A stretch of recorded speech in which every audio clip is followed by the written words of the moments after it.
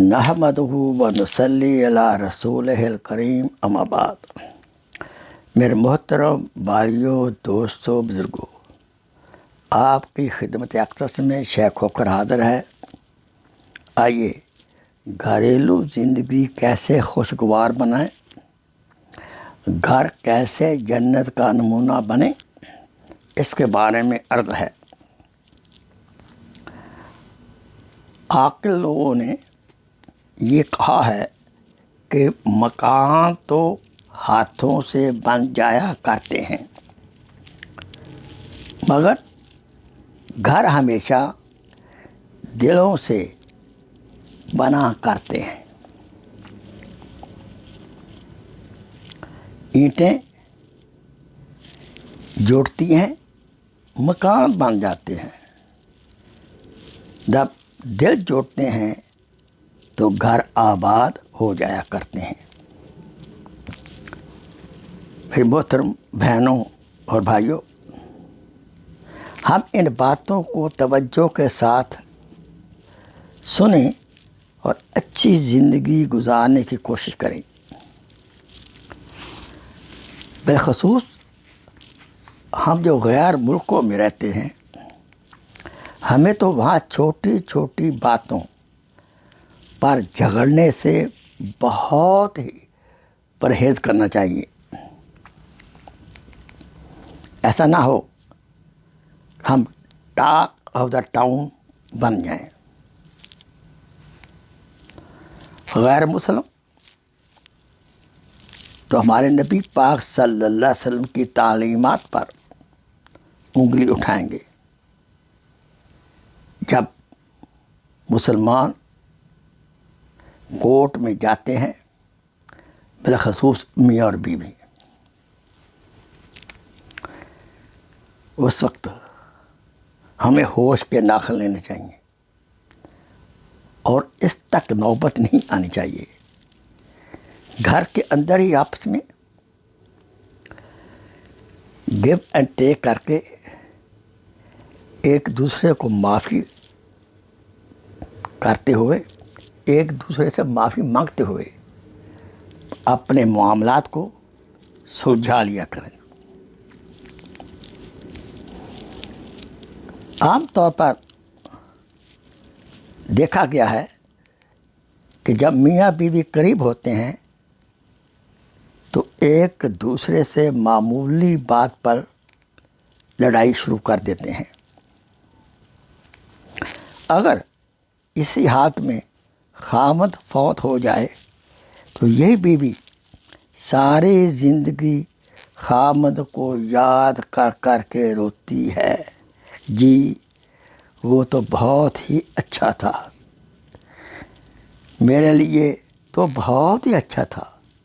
ایسے ہی اگر بیوی فوت ہو جائے تو یہی خاوند ساری زندگی یاد کر کے روتا رہے گا، بیوی تو اتنی اچھی تھی، میرا کتنا خیال کرتی تھی۔ ہم بندے قدر نہیں کرتے۔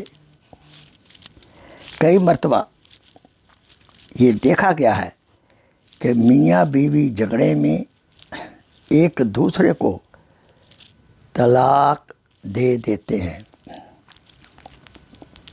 جب ہوش آتا ہے تو خاوند اپنی جگہ پاگل بنا پھرتا ہے اور بیوی اپنی جگہ پاگل بنی پھرتی ہے، اور پھر مولوی صاحب، مفتی صاحب کے پاس جاتے ہیں کہ کوئی حضرت کوئی صورت نکالیں تاکہ ہم پھر میاں بیوی بن سکیں۔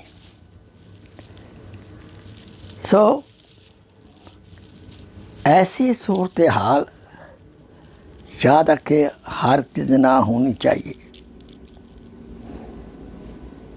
اکثر جب لفظ طلاق کا استعمال کر بیٹھتے ہیں، بالخصوص خاوند صاحب،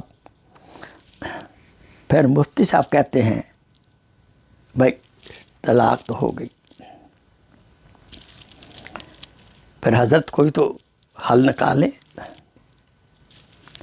پھر ایک مفتی چھوڑ کر دوسرے مفتی کے پاس جاتے ہیں. کہیں سے طلاق جو دے بیٹھا ہوں وہ طلاق ثابت نہ ہو. لہذا ہمیں چاہیے بولنے سے پہلے تولیں، اپنی زبان کو ڈھیلا مت چھوڑیں. عفو، درگزر اور سمجھ بوجھ سے ہمیں کام لینا چاہیے، بلکہ ایک روٹے دوسرے کے لیے فرض ہے اس کو منا لیں. کیا اچھی بات شاعر نے کہی ہے، اتنے اچھے موسم میں روٹھنا نہیں اچھا، ہار جیت کی باتیں کل پہ ہم اٹھا رکھیں، آج ہم دوستی کر لیں. ایک دوسرے شاعر نے کیا فرمایا ہے، زندگی یوں ہی بہت کم ہے محبت کے لیے، زندگی یوں ہی بہت کم ہے محبت کے لیے، روٹھ کر وقت گنوانے کی ضرورت کیا ہے. اللہ تعالیٰ سے دعا ہے اللہ تعالیٰ میرے تمام بہن بھائیوں کو آپس میں پیار اور محبت کی زندگی گزارنے کی توفیق عطا فرمائے. دنیا فانی ہے، یہاں سے چلے جانا ہے. اللہ پاک ہمیں آپس میں جوڑ کر رکھنے کی توفیق عطا فرمائے. آخر دعوانا الحمدللہ رب العالمین. Please share this video as a صدقہ جاریہ. جزاک اللہ خیر.